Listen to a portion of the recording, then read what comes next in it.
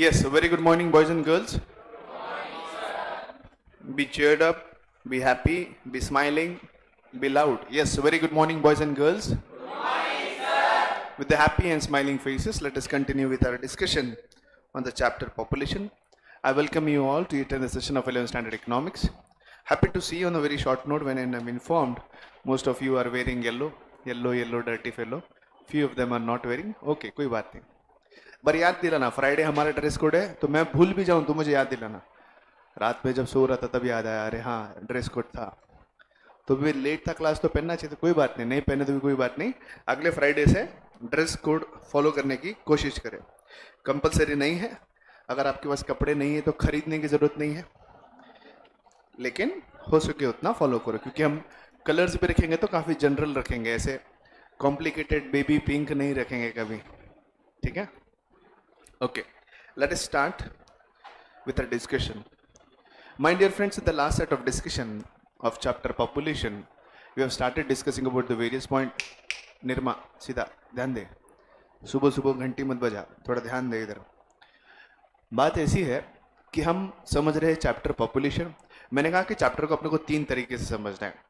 क्या क्या समझना है पहले? What are the causes, what are the effects and what are the measures. हम प्रॉब्लम का कॉज समझ चुके हैं, हम प्रॉब्लम के इफेक्ट समझ चुके हैं. हमारे लास्ट डिस्कशन में जो हमने समझना शुरू किया है, what are the measures that can be taken to solve the problem of population. तीन तरह के मेजर्स है. पहला है इकोनॉमिक मेजर्स, लोगों को आर्थिक तौर पर मजबूत करो. जब लोग आर्थिक तरीके से यानी पैसों के मामले में अमीर हो जाएंगे तो अपने आप पॉपुलेशन पे कंट्रोल आ जाएगा, क्योंकि लोगों की इनकम अगर बढ़ गई तो स्टैंडर्ड ऑफ लिविंग बढ़ेगा, साथ साथ लिटरेसी बढ़ेगी और अपने आप जो है पॉपुलेशन पे कंट्रोल आ जाएगा. पॉइंट नंबर 2 था सोशल मेजर्स. सिर्फ इनकम बढ़ने से कुछ नहीं होगा साहब, समाज में भी बहुत सी चीज़ों में बदलाव लाना ज़रूरी है. सन मेटा प्रेफरेंस, बेटा कुलदीपक होता है, बेटा होगा तो ही आगे सब संसार चलेगा, रिटायरमेंट का प्लान है. ये कंसेप्ट, ये आइडियोलॉजी क्लियर होनी ज़रूरी है. तो बात पक्की रही तुम गर्ल्स की, तुम पढ़ लिख कर कुछ बन जाओगे, इंडिपेंडेंट बनोगे, जॉब करोगे, चाहे सासू माने ना माने, लेकिन अपने मम्मी पापा को जरूर अपने इनकम का कुछ हिस्सा दोगे. देंगे ना पक्का? ठीक है. अभी सब हाँ बोलते हैं, बाद में सासू के सामने सब चिड़ी चुप हो जाती है. कोई बात नहीं. Point number 3, population policy. India has implemented the national population policy in the year 2000, which is one of the specific measures which the government has taken to stop the policy, to stop the growing population. जिसमें पहला point था family planning programme. Family planning programme 1952 में लाया गया, जहाँ पर हर एक गांव, हर एक शहर, हर एक टाउन, हर एक तालुका में एक फैमिली प्लानिंग प्रोग्राम का सेंटर बनाया गया. उस सेंटर में काम करने वाले लोग आए दिन अलग अलग एरिया में जाकर, अलग अलग तबके में जाकर फैमिली प्लानिंग का इम्पोर्टेंस लोगों को समझा रहे थे. जहाँ पर वो इन्फॉर्मेशन देते कि फैमिली प्लानिंग कैसे की जाती है, फैमिली प्लानिंग क्या होता है, फैमिली प्लानिंग का मतलब शादी कब करनी चाहिए, शादी होने के बाद बच्चों के बारे में कब सोचना चाहिए, बच्चे कितने होने चाहिए, एक मर्यादा के बाद आपको जितने बच्चे चाहिए उसके बाद आगे बर्थ ना हो उसके लिए क्या क्या स्टेप्स लेने चाहिए. ये सारी बातें फैमिली प्लानिंग के अंदर समझानी पड़ती है, जो कि इस फैमिली प्लानिंग सेंटर में समझाई जाती है. इसमें वॉक इन भी थे, जो लोग खुद होकर आकर सलाह चाहते हैं उन्हें सलाह दी जाती है. और इंडिया में तुम्हें पता है खुद होकर आकर तो कोई पूछ नहीं से रहा है ऐसे मुद्दों के ऊपर. तो अल्टीमेटली इस सेंटर पे काम करने वाले लोग हर एक गली मोहल्ले में जाकर, घर घर जाकर इसके बारे में अवेयरनेस फैलाने का काम कर रहे थे. 1960 से लेके 2000 के बीच में पॉपुलेशन की ग्रोथ बहुत ज़्यादा भयंकर थी. 17-18 करोड़ लोग हर साल पैदा होना मतलब छोटी बात नहीं थी. अगर उस पर तब कंट्रोल नहीं लगाते, जैसे 2010 से लेके 2011 के बीच में 2001 टू 2011 सेंसस जो हमने देखा उसमें बर्थ रेट कम हुआ है ड्रास्टिकली. अगर वो कम नहीं होता तो ऑलरेडी अपन चाइना के कोसों आगे रहते. अगर 2000 के बाद बर्थ रेट पे अगर कंट्रोल नहीं होता तो ऑलरेडी हम चाइना के काफी आगे चले गए होते. We would have already been far ahead of China. But कहीं ना कहीं बर्थ रेट के अंदर कंट्रोल आया है और आने वाले दिनों में और भी कंट्रोल आएगा, जहां पे India will shift to third stage of demographic transition, जो कि है low birth rate and low death rate. Yes or no? Right? Family planning program was introduced in the year 1952. Later on, इस family planning programme का सिर्फ नाम बदल दिया और नए से एक प्रोग्राम लेकर आया जिसका नाम दे दिया फैमिली वेलफेयर प्रोग्राम. क्या नाम दिया? Family welfare programme. जैसे एक सरकार जाने के बाद जब दूसरी सरकार आती है तो उनका इंटरेस्ट एक ही चीज में होता है, नाम बदलने में, है ना. जैसे अभी औरंगाबाद का नाम बदलकर छत्रपति संभाजीनगर कर दिया गया है, उस्मानाबाद का धाराशिव कर दिया गया है. राइट. मैक्सिमम उत्तर प्रदेश के जितने भी डिस्ट्रिक्ट थे, सारे के सारे डिस्ट्रिक्ट जो है पहले मुस्लिम रिलेटेड नाम पे थे, उन सभी का नाम बदल दिया गया है. राइट. अयोध्या का नया नाम क्या है? प्रयागराज. नया नाम क्या है? प्रयागराज. पहला नाम क्या था बताओ? अयोध्या जिस डिस्ट्रिक्ट में आता है उस डिस्ट्रिक्ट का नाम अभी प्रयागराज है. प्रयागराज के पहले क्या नाम था? क्या था? जानकारी लो, गूगल करो और देखो कि योगी जी ने कितने नाम बदले तो पता चलेगा. तो हमारे यहाँ नाम बदलने का सिलसिला कोई बहुत बड़ी बात नहीं है. मेरी सरकार क्या नया ला रही है, नया दिखाना पड़ेगा ना. अगर समझ लो मोदी जी के बाद मैं प्रधानमंत्री बनता हूं और मुझे बताना है कि मैं देश के लिए कुछ तो नया कर रहा हूं, तो मैं क्या करूंगा? नरेंद्र मोदी रोजगार योजना का नाम हटा दूंगा, उसका नाम दूंगा दिनेश शर्मा रोजगार योजना. काम कर रहा हूं, कुछ नहीं करते, खाली नाम बदलते अपने आप, कुछ नहीं. वैसे ही नाम बदलने का काम 1979 में हुआ है. आइडिया वही है, फैमिली प्लानिंग सेंटर ओपन करना, घर घर जाकर अवेयरनेस फैलाना, लोगों को फैमिली प्लानिंग के बारे में जानकारी देना. सिर्फ नाम बदल दिया. 1952 में जब स्कीम लॉन्च हुई उसका नाम था family planning programme.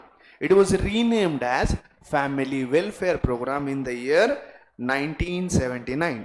In the year 1979. Yes और नो? ओके. अभी क्लियर? यस.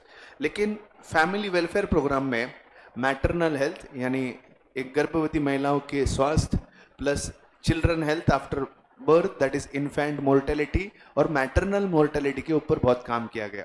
मैंने दोनों के मतलब समझाया तुमको. मैटरनल मोर्टेलिटी मतलब गर्भवती महिला की जब मृत्यु होती है, that is called as maternal mortality.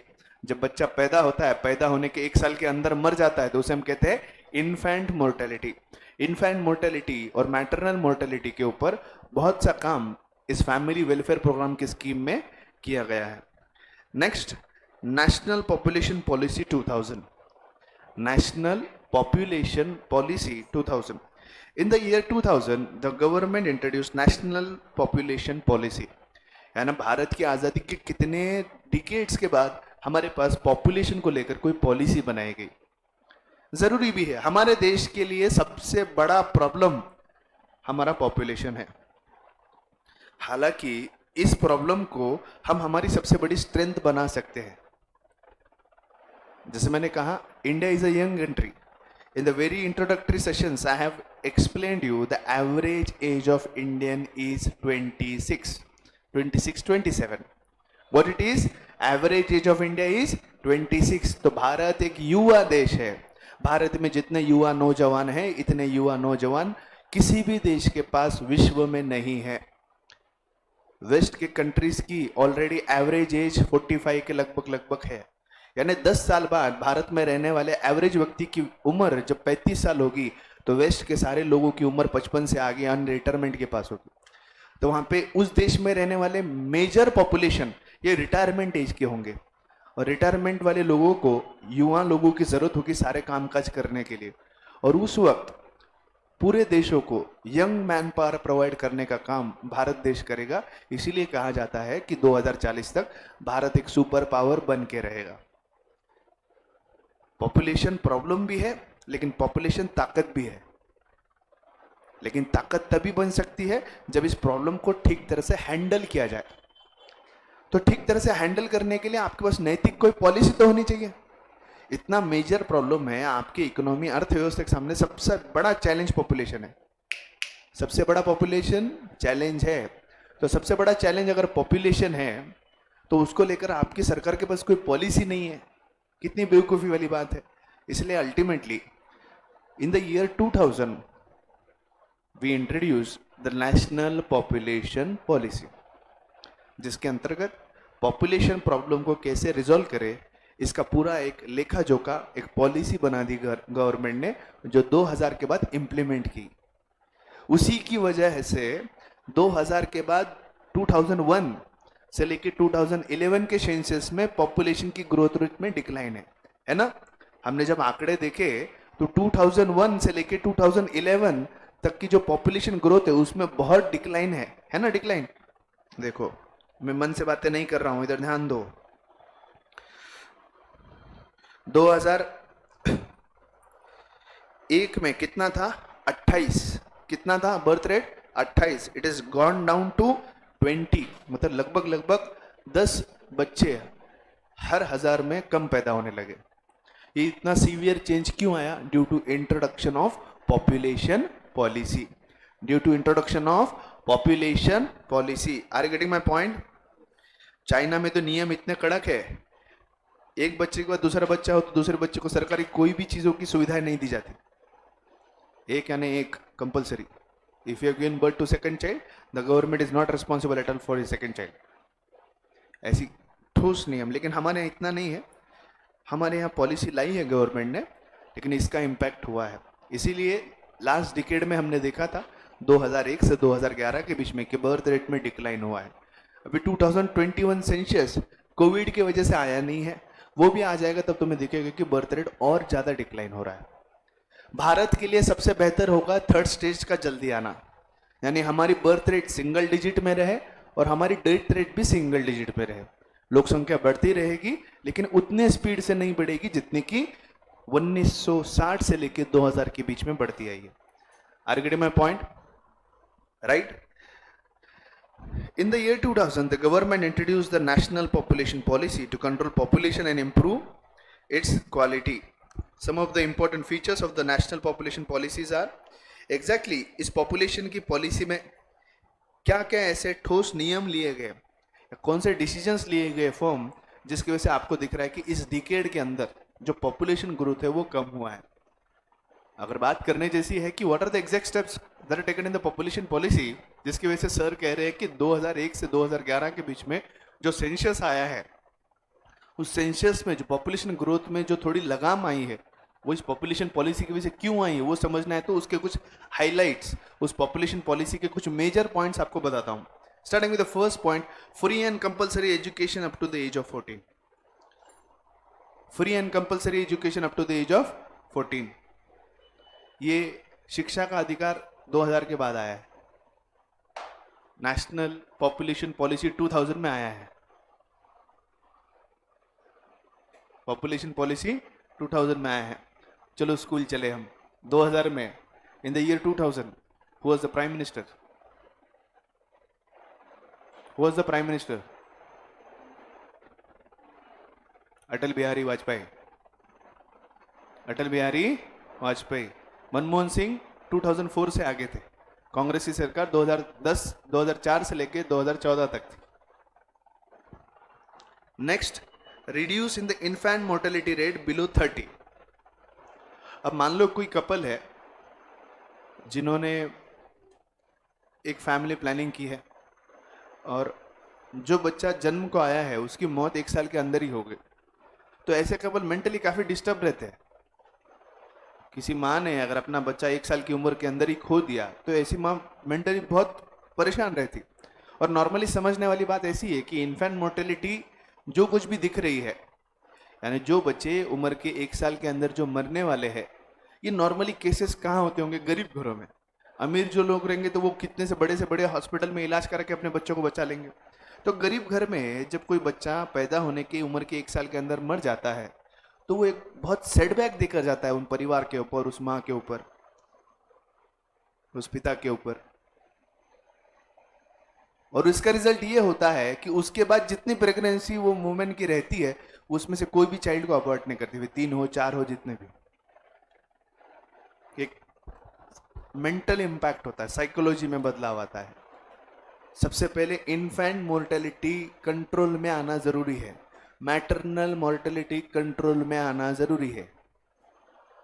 जो महिलाएं प्रेग्नेंट हैं, प्रेग्नेंट रहने के बाद जब बच्चे पैदा होते हैं, उन महिलाओं में से जो बच्चे पैदा कर रहे हैं, करने के बाद जब बच्चे की उम्र 1 साल के अंदर उसकी डेथ हो गई, तो वो साइकोलॉजिकल और मेंटल हेल्थ पे उन वुमेन के इम्पैक्ट करता है।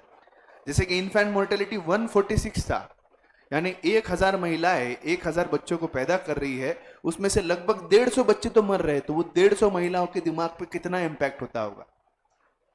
सीधा इनडायरेक्ट इम्पैक्ट होता है कि आने वाले दौर में उसके बाद के सभी बच्चों के लिए कभी वो ना नहीं बोलते, भगवान का प्रसाद है आने दो।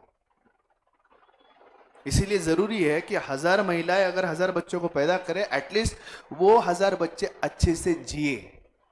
अगर उन 1000 में से किसी बच्चे की मृत्यु नहीं हुई, तो ऐसा साइकोलॉजिकल इंपैक्ट किसी भी महिला के ऊपर नहीं आएगा। Are you getting my point? Right.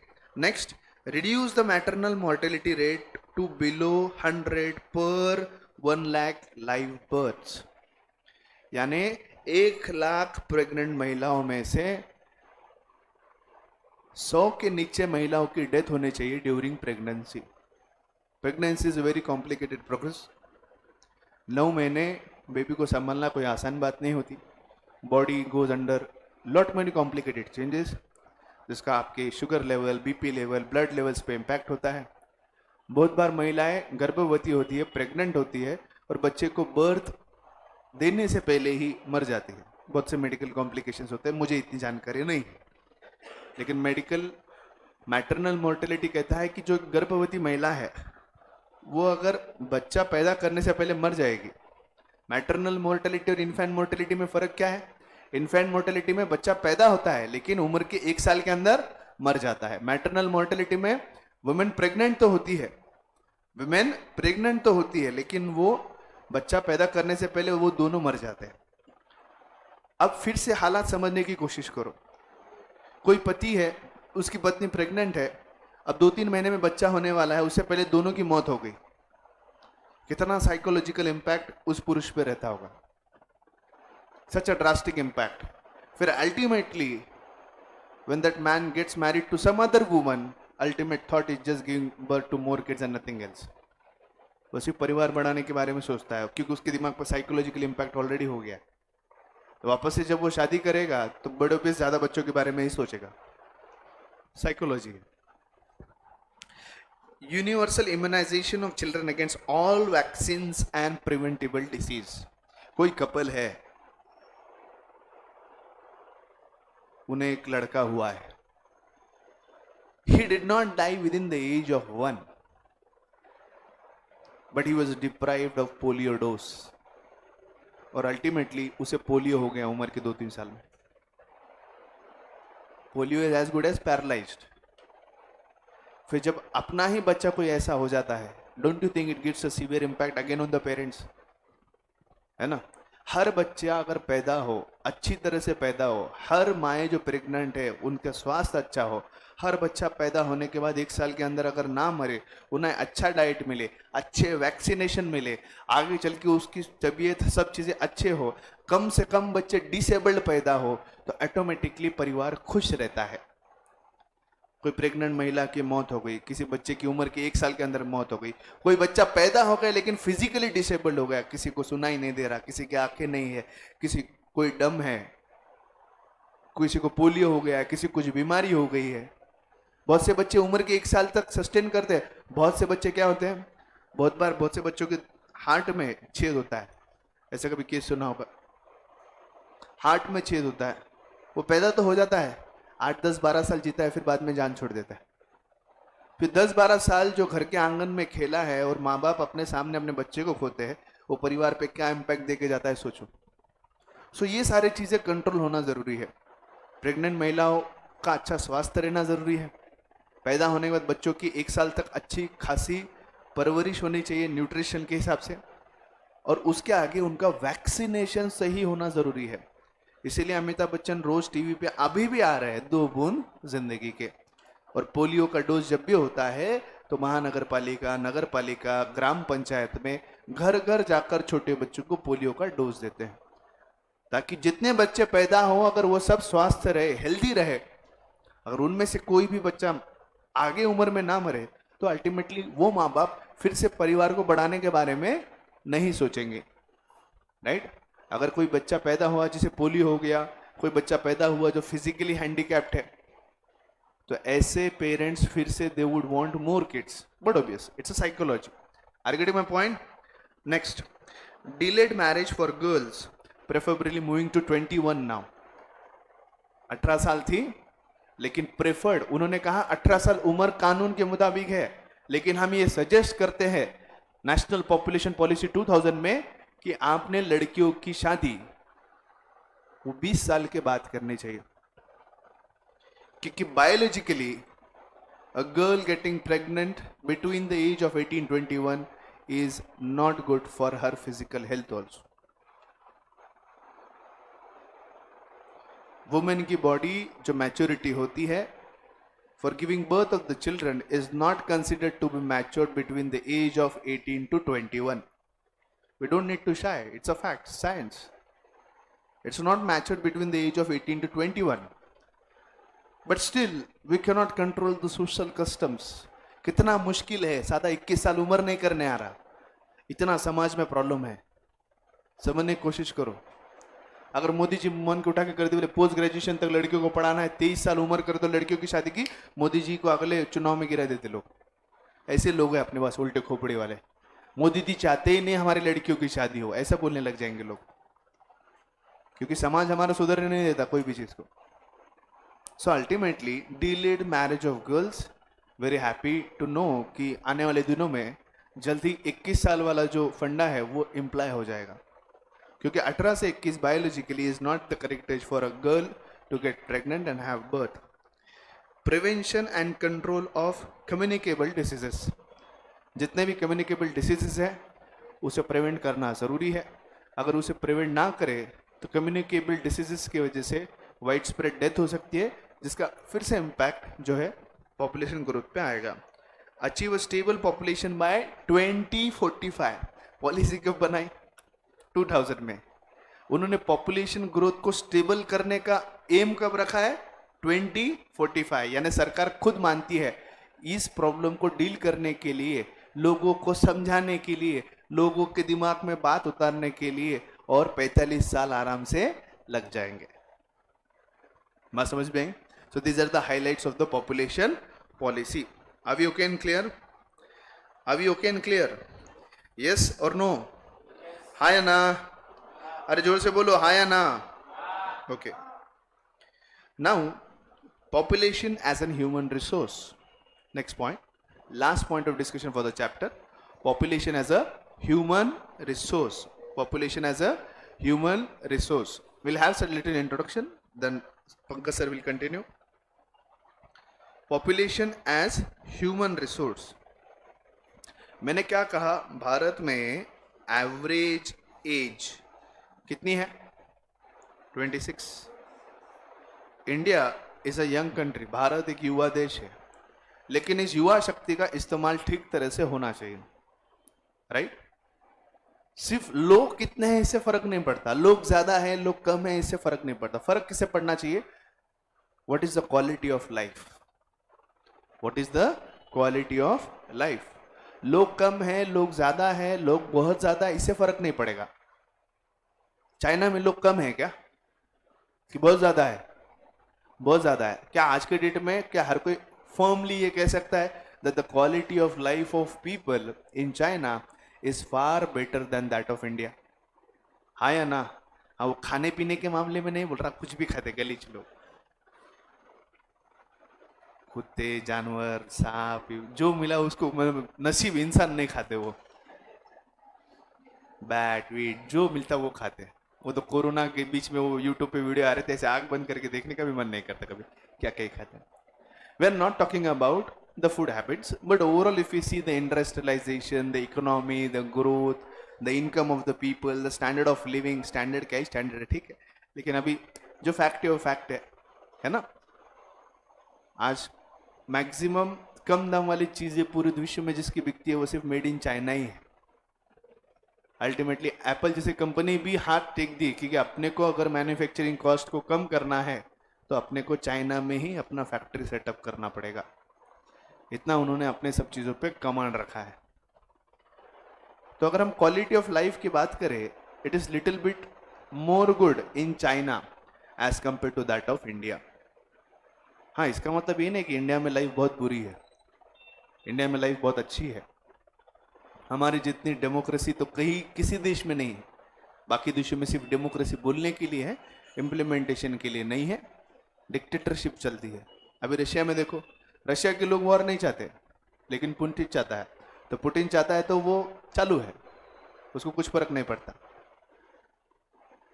War है तो वॉर है। वो आज भी कम्युनिस्ट देश के जैसे चलता है। नॉर्थ कोरिया, शुंग चुंग वो क्या था, क्या नाम है उसका, हाँ, किम जिम जोंग जो भी है वो, उसको फर्क पड़ता क्या किसी से? नहीं फर्क पड़ता। उसके देश के लोग जिए मरे कुछ भी करे उसको फर्क नहीं पड़ता। बात ऐसी है दोस्तों कि भारत एक युवा देश है, लेकिन इस युवा देश का फायदा तभी होगा जब इस युवा देश की युवा शक्ति का ठीक तरह से इस्तेमाल हो। लेकिन उसके लिए हमें हमारे यहाँ पर डेवलपमेंट लानी पड़ेगी। मैं आपको कुछ चीज समझाता हूं, यहाँ पर ध्यान दीजिए। एक फंडामेंटल डिफरेंशिएशन बताता हूं इकोनॉमिक्स के बेसिक कंसेप्ट्स में। I hope everyone will pay attention. First bench,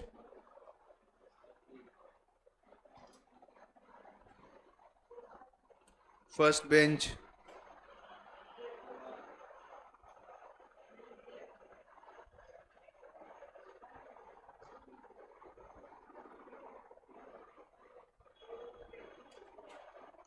once I explain this concept, I'll stop for today. Okay, my question to Utkarsh is, I have written two words, economic growth and economic development. Do you think there is difference between economic growth and economic development? Is there any difference between the words economic growth and economic development? Yes or no? Is there? क्या अब मत बोलना इधर growth है उधर development है, ऐसा मत बोलना। What do you think was the difference between economic growth and development? Be it right or wrong, just say, क्या लगता है इकोनॉमिक ग्रोथ और इकोनॉमिक डेवलपमेंट में फर्क क्या है?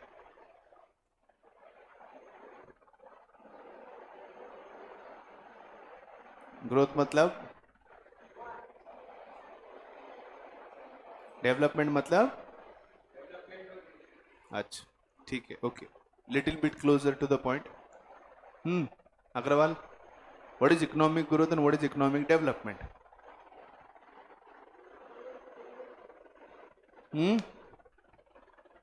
What is economic growth and what is economic development?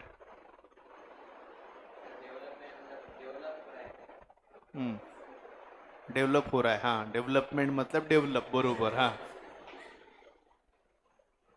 हाँ मिनम्मा बोलो, what is economic growth, economic development?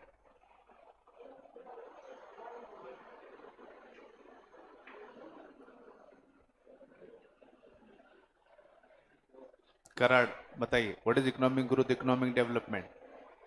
आगे Mansi, what is difference between economic growth and development? Rutuja,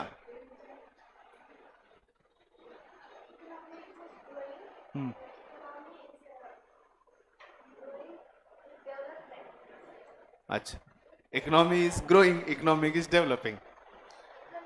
थोड़ा एलोबरेट करो आगे, डेवलपिंग और ग्रोइंग के आगे जाओ। अच्छा, क्वेश्चन को थोड़ा बदलता हूं, is India having economic growth और economic development? Is India having economic growth और इकोनॉमिक डेवलपमेंट? कितने लोग इकोनॉमिक ग्रोथ के साथ है, हाथ ऊपर करें। एंड कितने लोग इकोनॉमिक डेवलपमेंट के साथ है? बाकी किसके साथ है? ऊपर वाले के साथ। Yes. How many of you think that India is having economic development? हाथ ऊपर करो। इधर भी नहीं सर, मैं 50-50 मैं बीच में हूं, ऐसा नहीं चलेगा। Either head or either tail. How many of you think that economic development is there? And how many of you think economic growth is there? Economic growth वाले? अरे गर्ल्स का कोई ओपिनियन है कि नहीं? स्टेटस ऑफ वुमेन सुधरना चाहिए, बोलो रे। हाँ, इकोनॉमिक ग्रोथ। चलो सिर्फ गर्ल्स बताएंगे, कितनों को लगता है इकोनॉमिक ग्रोथ है? हाथ ऊपर करो। इकोनॉमिक ग्रोथ, इकोनॉमिक डेवलपमेंट वाले हाथ ऊपर करो। अच्छा, ध्यान दो प्लीज, मेरी तरफ ध्यान दीजिए। India is having economic growth. India does not have economic development. There is difference between economic growth and economic development. My dear friends, the economic growth talks about only the monetary growth, जैसे उत्कर्ष ने कहा. It just talks about monetary growth. पैसे के मामले में जब कोई economy बढ़ती है, हमारा नेशनल इनकम देश का बढ़ता जा रहा है, इनकम लोगों की बढ़ती जा रही है, दैट इज इकोनॉमिक ग्रोथ. सिर्फ इनकम की ग्रोथ को हम डेवलपमेंट नहीं कहते. क्वालिटी ऑफ लाइफ जब तक नहीं सुधरेगी तब तक हम उसे इकोनॉमिक डेवलपमेंट नहीं करते. ऑयल प्रोड्यूसिंग कंट्रीज में हबीबी सऊदी वाले के पास बहुत माल है बेटा, वहां पे इकोनॉमिक ग्रोथ है, लेकिन इकोनॉमिक डेवलपमेंट नहीं है, क्योंकि सऊदी अरबी में लड़कियों को गाड़ी चलाने की इजाजत नहीं है, बुर्के के बाहर झांकने की इजाजत नहीं है. इसीलिए वहां पर क्वालिटी ऑफ लाइफ के कंपेयर में ह्यूमन डेवलपमेंट इंडेक्स काफी लो है. डेमोक्रेटिक अधिकार हमारे भारत देश में जैसे है वैसे उन देशों में नहीं है. Are you getting my point? जब कोई देश मॉनेटरी टर्म्स में, मनी टर्म्स में ग्रो करता है तो उसे हम इकोनॉमिक ग्रोथ कहते हैं. क्या कहते हैं उसे? Economic growth. When there is quantitative growth, यानी हमारे साल, ये साल समझ लो भारत में 100 चीजें प्रोड्यूस की गई, गुड्स एंड सर्विसेज में 100 गुड्स एंड सर्विसेज प्रोड्यूस किए. अगले साल 200 गुड्स एंड सर्विसेज प्रोड्यूस किए, उसके अगले साल 500 गुड्स एंड सर्विसेज प्रोड्यूस किए. तो जब गुड्स और सर्विसेज जो हर साल प्रोड्यूस हो रहे हैं वो अगर बढ़ते जा रहे हैं तो उसे हम कहेंगे कि देश में इकोनॉमिक ग्रोथ है. क्या है देश में? Economic growth. लेकिन भारत देश में इकोनॉमिक डेवलपमेंट नहीं है. क्या पॉपुलेशन एक प्रॉब्लम है? Yes. Do we have poverty in India? Yes. Do we have unemployment? Yes. Is the status of women low? Yes. Is the literacy of women low? Yes. Yes और no? Do we see a difference between quality of life of people living in India and quality of life of people living in United States? Yes और no? Is quality of life better in United States? Yes or no? Yes. Undoubtedly, the people of India are also rich.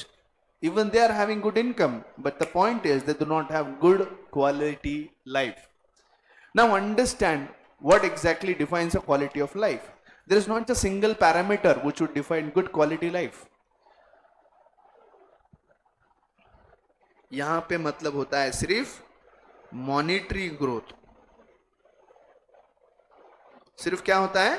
Money तौर पे, यानी पैसों के मामले में जब कोई इकोनॉमी, अर्थव्यवस्था बढ़ती जाती है, ग्रो होती जाती है, तो हम कहते हैं that economy is having economic growth. लेकिन क्वालिटी ऑफ लाइफ में डेवलपमेंट कब माना जाता है? जब वहां पर इकोनॉमिक ग्रोथ हो प्लस इकोनॉमिक ग्रोथ के साथ क्वालिटेटिव ग्रोथ जब होना चाहिए तो उसे हम कहते हैं इकोनॉमिक डेवलपमेंट. तो अगर ये सर्कल इकोनॉमिक डेवलपमेंट है तो ये सर्कल का छोटा सा हिस्सा इकोनॉमिक ग्रोथ है.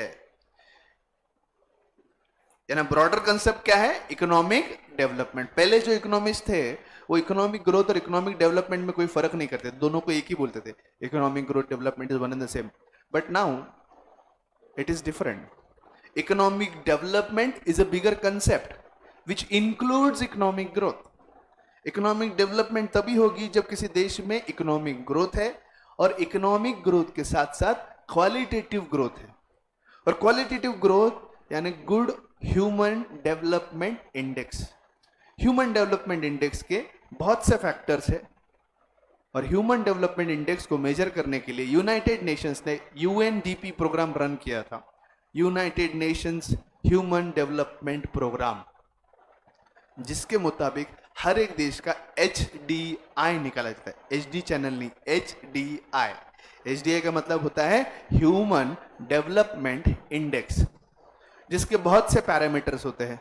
एजुकेशन, हेल्थ, फिर literacy, education, standard of living, income of people, ऐसे बहुत सारे parameter, status of women, right, poverty, unemployment, ये सारे पैरामीटर्स को कंसीडर करके फिर ह्यूमन डेवलपमेंट इंडेक्स डिफाइन किया जाता है।